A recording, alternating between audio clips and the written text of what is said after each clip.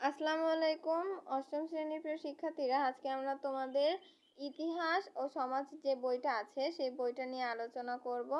তো এখানে আমরা কিন্তু আজকে যে একটা গুরুত্বপূর্ণ পাঠ, এটা পরীক্ষায় কিন্তু আসতে পারে। এটা হলো ঔপনিবেশিক শাসন ও শোষণ। তো এটা কিন্তু পাঠ 4 ও 5। তো চলো কথা না বাড়িয়ে ভিডিওটি শুরু করা যাক। তো এখানে আছে কি, বক্সারের যুদ্ধে পর 1765 সালে মোগল সম্রাট দ্বিতীয় শাহ আলম ও ইস্ট ইন্ডিয়া কোম্পানির গভর্নর রবার্ট ক্লাইভের মধ্যে একটি চুক্তি হয়। অর্থাৎ যখন বক্সারের যুদ্ধ শেষ হয়ে যায় তখন কি 1765 সালে মোগল সম্রাট দ্বিতীয় শাহ আলম ইস্ট ইন্ডিয়া কোম্পানির গভর্নর রবার্ট ক্লাইভের সাথে কি একটা চুক্তি করেন। এই ক্লাইভ বাংলার নবাবের উপর শাসন ও বিচার বিভাগের দায়িত্ব অর্পণ করেন এবং প্রতিরক্ষার দায়িত্ব ন্যস্ত করেন কোম্পানির উপর। অর্থাৎ এই যে চুক্তিটা, এই চুক্তিটার মাধ্যমে কি সংগঠিত হয় যে ক্লাইভের বাংলা নবাবের উপর শাসন ও বিচারের দায়িত্ব পড়ে। অর্থাৎ বাংলা যে নবাব তার শাসন এবং বিচার বিভাগের দায়িত্ব পড়ে কি ক্লাইভের উপর, এবং এটার উপর অর্পণ করেন এবং প্রতিরক্ষার দায়িত্ব ন্যস্ত হন। অর্থাৎ যে প্রতিরক্ষা করতে হয় সেটা ন্যস্ত হয় কি কোম্পানির উপর ন্যস্ত হয়। এটাকে দ্বৈত শাসন বলে। অর্থাৎ পরীক্ষায় যদি কোশ্চেন আছে যে বক্সের এটাকে দ্বৈত শাসন কাকে বলে, তাহলে কিন্তু আমাদের এতটুকু লিখলে আমাদের কিন্তু অ্যান্সার হয়ে যাবে। তো তারপরে কি আছে, দ্বৈত শাসন ছিল এদেশের মানুষের জন্য এক চরম অভিশাপ। রাজস্ব আদায়ের দায়িত্ব পেয়ে ইংরেজরা প্রজাদের উপর অতিরিক্ত কর আরোপ করে, তা আদায়ে প্রচন্ড চাপ সৃষ্টি করে। অর্থাৎ এই যে দ্বৈত শাসন, এই প্রক্রিয়াটা কি মানুষের জন্য, অর্থাৎ গরিব মানুষের জন্য বা এমনি মধ্যবিত্ত মানুষদের জন্য ছিল চরম অভিশাপ। কারণ এটা ছিল ইংরেজরা কিন্তু অতিরিক্ত কর আদায় করত এবং এই কর আদায় করতে প্রচন্ড চাপ সৃষ্টি করত। কোম্পানি এবং এর কর্মচারীদের অর্থের লালসা দিন দিন বাড়তে থাকে। এই যে অর্থ নেবে, এই লালসা কি লোভটা দিন দিন বাড়তে থাকে। অতিরিক্ত করের চাপে যখন জনগণ ও কৃষকের নাভিশ্বাস উঠার অবস্থা, সে সময় দেশে পরপর 3 বছর অনাবৃষ্টির ফলে খরায় ফসলের ব্যাপক ক্ষতি হয়। অর্থাৎ যখন যে কৃষকের যে এত মজুরি দিতে হবে বা কর দিতে হয়, এই দিতেই তারা হাঁসফাঁস খেয়ে যাচ্ছে, তখনই আবার পর পর মানে এই হাঁসফাঁস খাচ্ছে, এটাতে কিন্তু তাদের একটা ঝামেলা। আবার এই ঝামেলার পর আবার 3 বছর বৃষ্টি হয় না, এজন্য খরার কারণে ফসলের ব্যাপক ক্ষতি হয়। 1770 বাংলা 1176 সালে বাংলায় নেমে আসে দুর্ভিক্ষের করাল ছায়া। অর্থাৎ দুর্ভিক্ষের ছায়া নেমে আসে কি 1770 বাংলা 1176 সালে। দুর্ভিক্ষে লাখ লাখ মানুষ অনাহারে মারা গেলেও কোম্পানি করের বোঝা কমানোর কোনো পদক্ষেপ নেয়নি।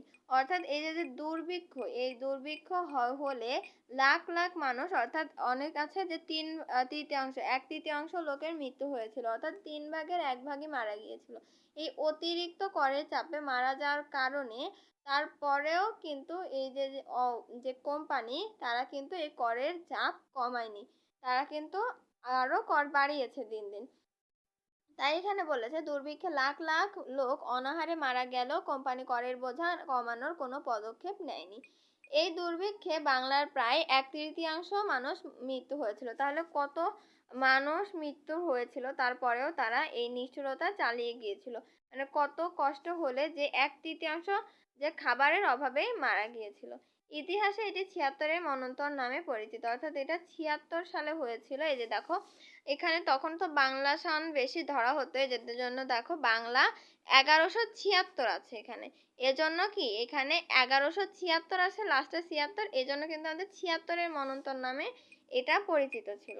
তারপরে কি দেওয়া আছে, 1773 সালের পর থেকে ইস্ট ইন্ডিয়া কোম্পানির গভর্নরদের পদবি হয়ে যায় গভর্নর জেনারেল। অর্থাৎ 1773 সালের পর থেকে, অর্থাৎ ইস্ট ইন্ডিয়া কোম্পানির যে গভর্নর ছিল, সেই গভর্নরদের পদবি কিন্তু চেঞ্জ হয়ে হয় গভর্নর জেনারেল, গভর্নরের সাথে জেনারেল।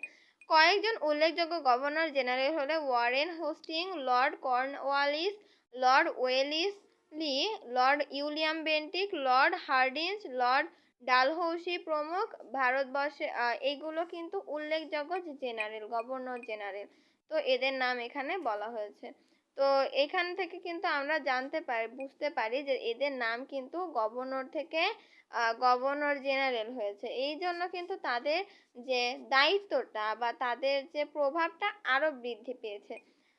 ভারতবর্ষে ইংরেজ সাম্রাজ্য বিস্তারের লক্ষ্যে তারা ডাক ও রেল যোগাযোগ স্থাপন বিভিন্ন পদক্ষেপ গ্রহণ করেন। এরা কি এখানে বলেছে যে ভারতবর্ষের ইংরেজ সাম্রাজ্য অর্থাৎ ভারতবর্ষের যে ইংরেজ সাম্রাজ্য ছিল সেই ইংরেজ সাম্রাজ্যে বিস্তারের লক্ষ্যে তারা ডাক ও তার রেল যোগাযোগ স্থাপন করার পদক্ষেপ গ্রহণ করে। তারা এই দুটো অর্থাৎ ডাক ও রেল যোগাযোগ স্থাপনের পদক্ষেপ গ্রহণ করে।